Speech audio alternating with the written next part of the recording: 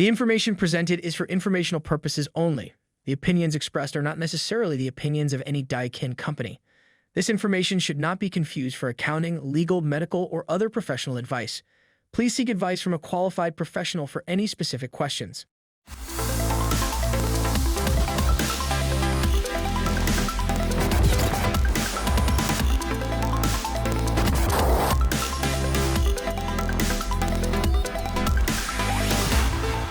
Welcome to the Accelerated HVAC Success program. My name is Ben Middleton. I'm the National Sales Training Manager for the Goodman, Amana, and Daikin brands. Today, we're joined with Jason Howard. He's with CI Web Group. Jason, thank you so much for joining us. It's a pleasure to be here. Thank you for having me. So today, we're going to be talking about the Net Promoter Score. And for many of the people that are listening, they probably have heard the term before, but a lot of people have no idea what the Net Promoter Score really is. Could you just help us out with a little bit? Tell us, how do you get to a Net Promoter Score? Sure. So the Net Promoter Score measures how loyal your customers are and how your ability to retain your customers. So you get to the score by asking them a simple question. On a scale of 0 to 10, how likely are you to recommend our company or our services to your friends or family?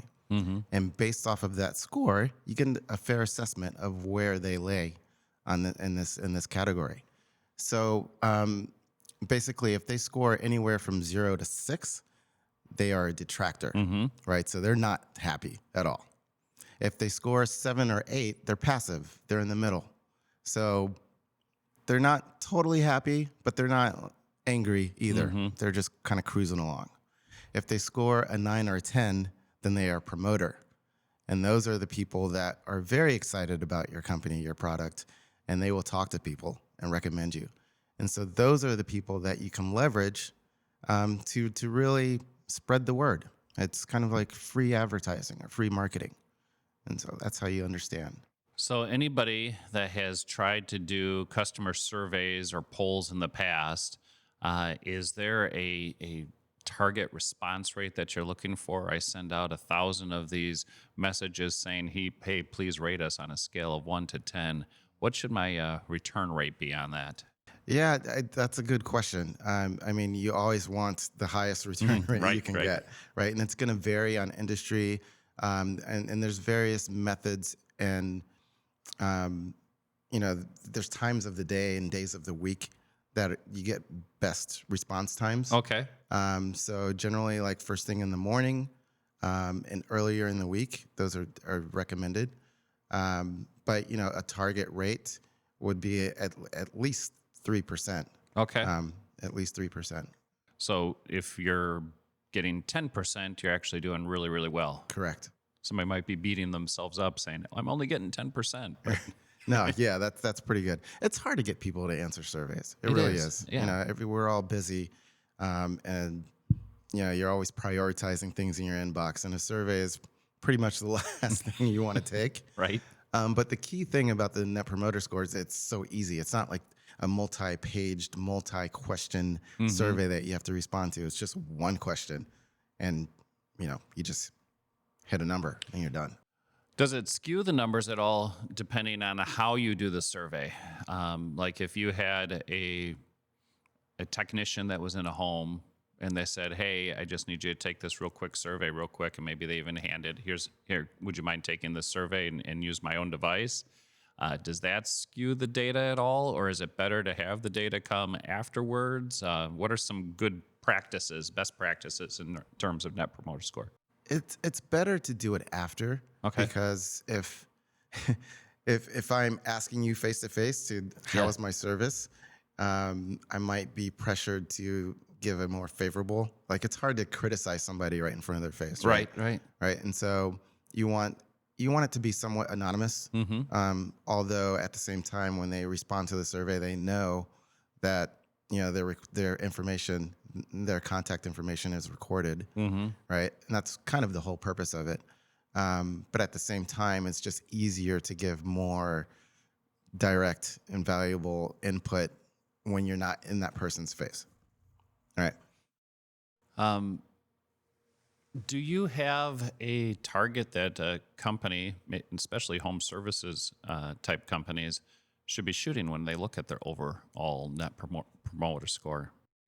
Yeah, I mean, you want you want the best score you can get, Right, right? right. And so the benchmark for this sector is 0, believe it or not. But let me explain exactly Mm-hmm. how the NPS score is categorized. If everybody that answers is a detractor, then you have a minus 100 score. Mm-hmm. If everybody that answers is a promoter, then you have a plus 100 score. So anything from 0 to 30 is decent. It's good. Okay. All right. Anything from 30 to 50 is very good. Mm-hmm. Anything 50 and above is excellent. All right. And so that's how you kind of measure and categorize how well you're doing. Mm-hmm. And I can go into more about like how that score is actually calculated as well. So what you do is you take the percentage of promoters and you take the percentage of detractors, you subtract the percentage of detractors from the promoters. So Mm-hmm. if 70% of the survey takers were promoters and 10% were detractors, then your score is going to be 60. 70 minus 10 is 60. Okay. All right. So Okay. you're doing really well. Okay. Yeah. What are some levers that you see that many of your customers are using, many of the contractors that CI Web Group works with are pulling in order to improve their net promoter score? So there's various things, right? So yeah, what makes people happy, right? Mm-hmm. It's a service industry.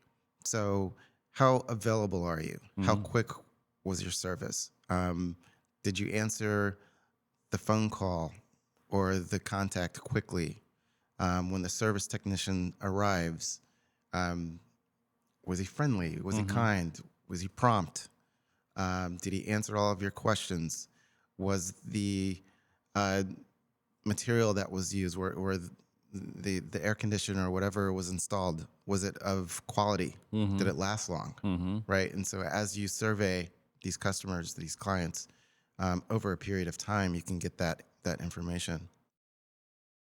So the assumption would be if you have a lot of detractors, you probably don't have customers that are lasting very long. You may be more transactional in nature as a business. If you have a lot of promoters that you're working with, the assumption would be that that group of people is staying with you a longer period of time and hopefully even recommending you to other people that are around. Is that correct? That is very correct. Absolutely. Yeah.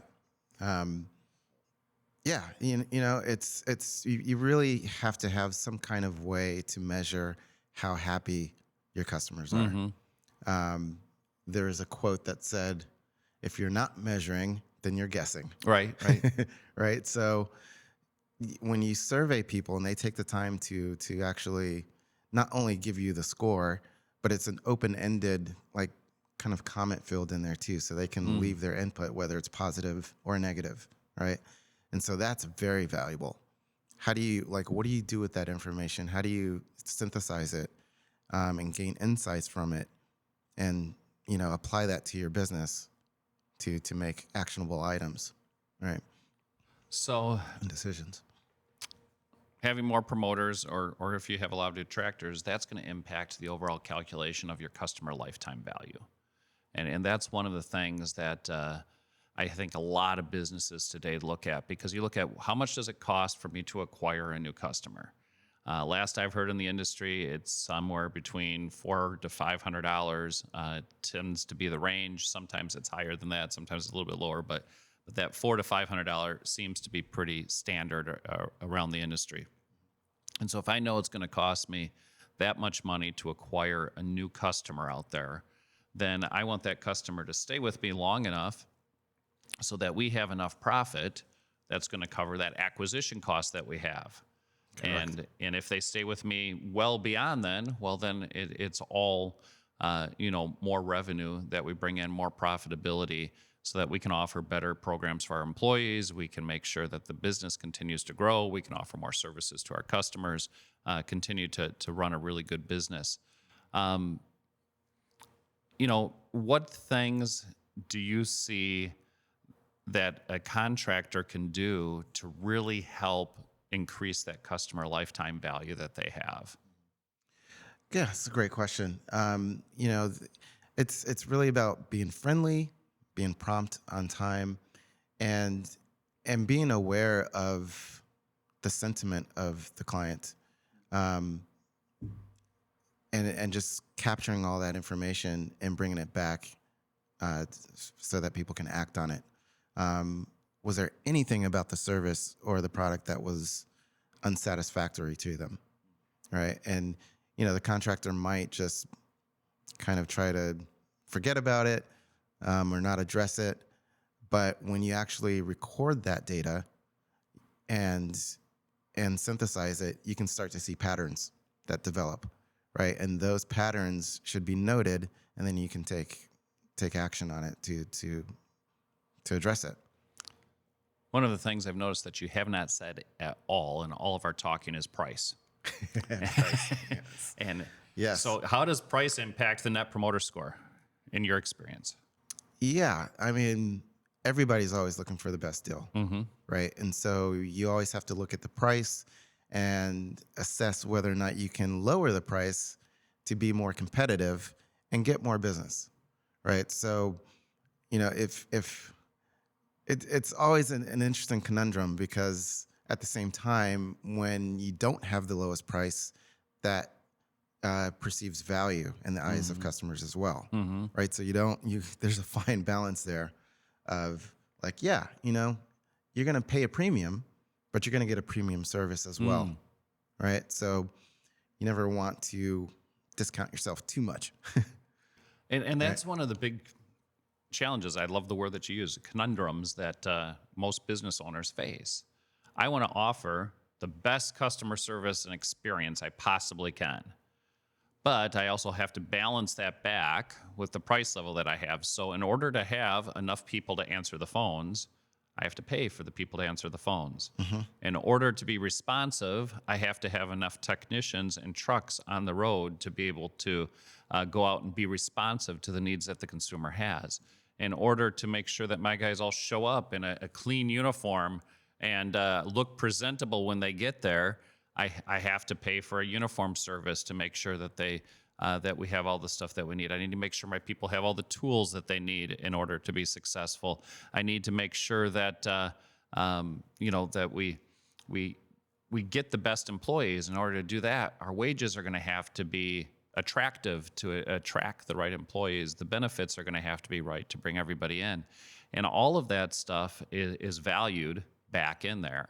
So in your experience and working in several different industries, does a price being low in the marketplace, what kind of impact does that have on the overall Net Promoter Score? Or is it more all of those other things, the responsiveness that you've talked about, the cleanliness, the doing the job the first time, and those types of things?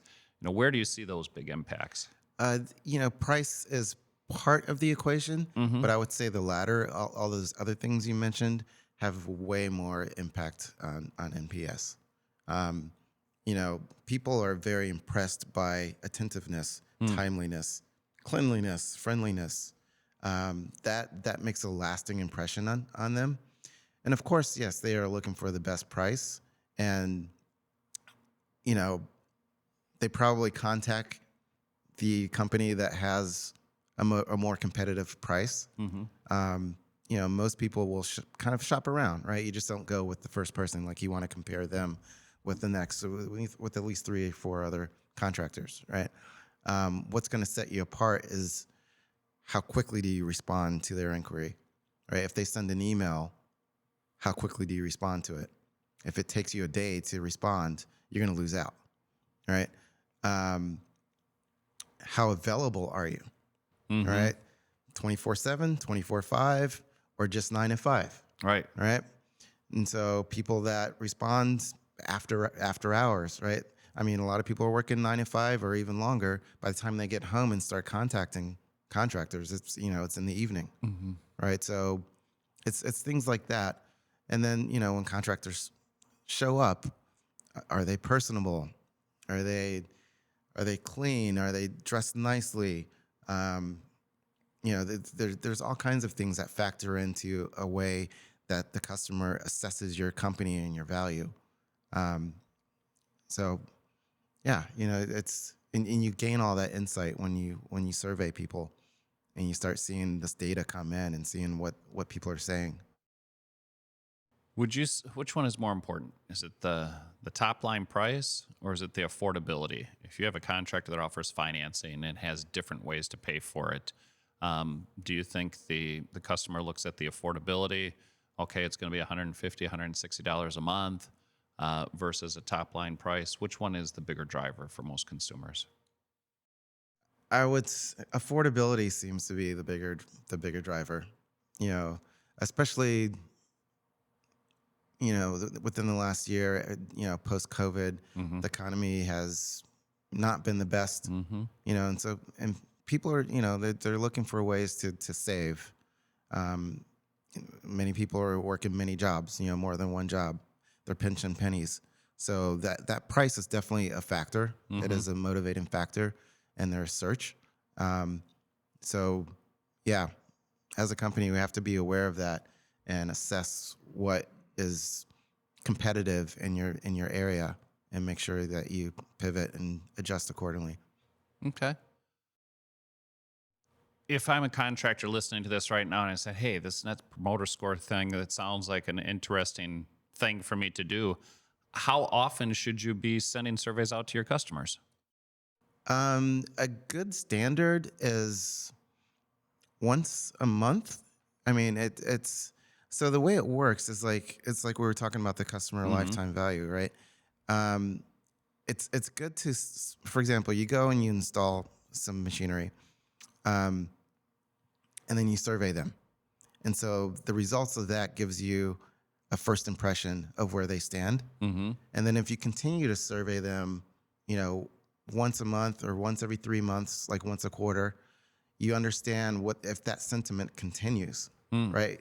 And if you see that after 6, 9 months or a year even, that it starts to drop off, like maybe they started off being a promoter, but after a year they're no longer a promoter, then you can look at that and see like why are they now passive or a detractor? What happened Mm. to cause that, right? And so it's the software and the tools that manage the NPS surveys are really good at this at automating that. Mm-hmm. So it's not really something you have to stay on top of. And it's like, okay, set a calendar reminder to send the survey out. Like it'll automatically send it out at whatever given period that you design it to set it to. Um, so that's very helpful and useful. So you're talking about fragmenting the net promoter score. Maybe I look at, okay, people that are getting tune-ups. We're looking at, what's the net promoter score from people that are on our maintenance agreement plan? What are the net promoter score for those that got a new install with us? Mm-hmm. But then looking at them 3 months, 6 months, 9 months, 12 months down the road, Mm-hmm. and seeing what that changes. Yep. And then that's where the fun starts. And in my opinion, and some people may think it's fun, some people may dread this part of it, but that's where you start to say, okay, how do we re-engage this customer? Mm-hmm. They started off as really, really promoting us, and then we see at the 6-month mark, now they're just neutral. Mm-hmm. So how do we re-engage that customer and get them more involved and excited to move them back into that promoter score? And if you're looking at your business like that, it can be a lot of fun. Yes. Yeah. And that's the beauty of the surveys, right? Because if they become passive or detractors, Mm-hmm. 9 times out of 10, they're going to tell you in that survey, right? I think there's one stat that says people are 50% more likely to share a negative experience than a positive one, Mm-hmm. right? And so you're going to get those insights. They're going to tell you exactly why they're not happy, right? Like, oh, I scheduled a maintenance and the guy showed up late, or something like that. They're going to tell you, and then you can take that and focus on it and call them and apologize, give them some kind of discount on the next service. Whatever it takes, you can get creative with it. But that's how you focus on them and turn the dynamic around so that they get back to being a promoter. Speaking of that, it's interesting. How does the net promoter score tie or does it not tie with like Google reviews? Oh, it definitely ties hand in hand. Okay. For sure. For sure. I mean, we all know the power of Google reviews. Like I said, people will go and put a negative review in there Right. very quickly. Right. Right. But it's really interesting. It's like human nature, where if we have a good positive experience, we're not as prone to share it. Right. All right. We have to be kind of prompted to do it. We just go about our way. It's like we have this expectation that, of course, yeah, we're going to have good service, right? I'm not going to talk about it. But the second we have a negative experience, we're telling everybody under the sun about it. Right. Right. And so that shows up in these Google reviews. And we got to be very conscious to monitor those and to be very responsive to anything that's negative. We want to address it. You know? No, it's interesting. I think there's a right way and there's a wrong way to handle those negative comments that a contractor may get. Do you have any humorous comments that, where you've seen a contractor go completely the wrong way? Or are there even some creative ways where you've seen a contractor respond? I think one of the worst things you could probably do is not respond at all, right? Yes. Yeah. Not responding at all is definitely the worst thing.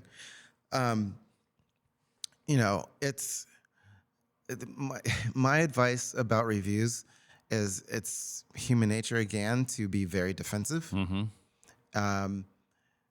And oftentimes you have that right.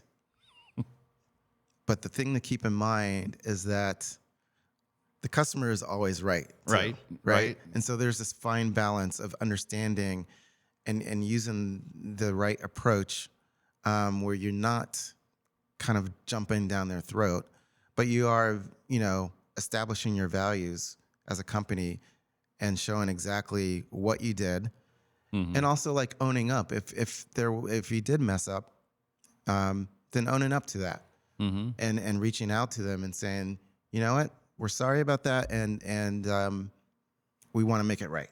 Yeah. We want to make it right. And here's what we're going to do. Like, show the actionable steps that you're going to take, So, yeah, it's it can be very, very interesting. But, I mean, the key is definitely paying attention to those reviews and being very responsive. You don't want to just let them sit there, because that shows up very negative to people that are looking, right? Anybody that's considering your service is going to look at that Google review, and read some comments and kind of make an assessment accordingly. Yeah, I know I've had several contractors that I've worked with in the past that have almost gotten into battles with customers in the public square, so to speak, on Google, going back and forth with the exchanges. And that's where it kind of goes wrong, and you don't want to do that. Even if you truly do believe you're in the right, I think acknowledging that a person is feeling like they were wronged, I think that's perfectly acceptable for everybody to do, is to say, hey, I'm sorry that you feel this way. Please give our office a call, and we'll do whatever we can to help rectify this situation for you, or to make it right. And when people are reading those reviews and they see the timeliness of that response, they see that you're willing to listen and hear the other person out, I think that makes a huge difference for people out there. Absolutely. I mean, that attentiveness and that willingness to be there for them and to listen. Like, a lot of times people just want to be heard. Yeah. Right. And, they feel that their complaint or whatever is just going to go into some empty box and they're going to be ignored. And they're like, forget this company, man. These guys, they're just not, they're just not in tune. All right. And that's the perception you want to avoid. And it's so easy to avoid that. Right. Just be responsive. Yeah, I think the biggest thing in society today is authenticity. Be your authentic self, and then to your point, listen. We've all heard the saying, "You got 2 ears and 1 mouth." Yep. If we can just sit back and listen to what people are truly saying, that's when we're going to make a difference. So true. Very true. Jason, thank you so much for being here. I really appreciate you coming in here and talking to us about Net Promoter Score. I know almost everybody's heard of it, but so few people really understand what in the world this thing means. You're right. We look forward to having you on future episodes. And for all of those of you that are out there, please make sure that you like this episode and go ahead and follow us so that you can see all of the new episodes that we have coming out. Thank you again so much for being here. My pleasure. Thank you for having me. Yes.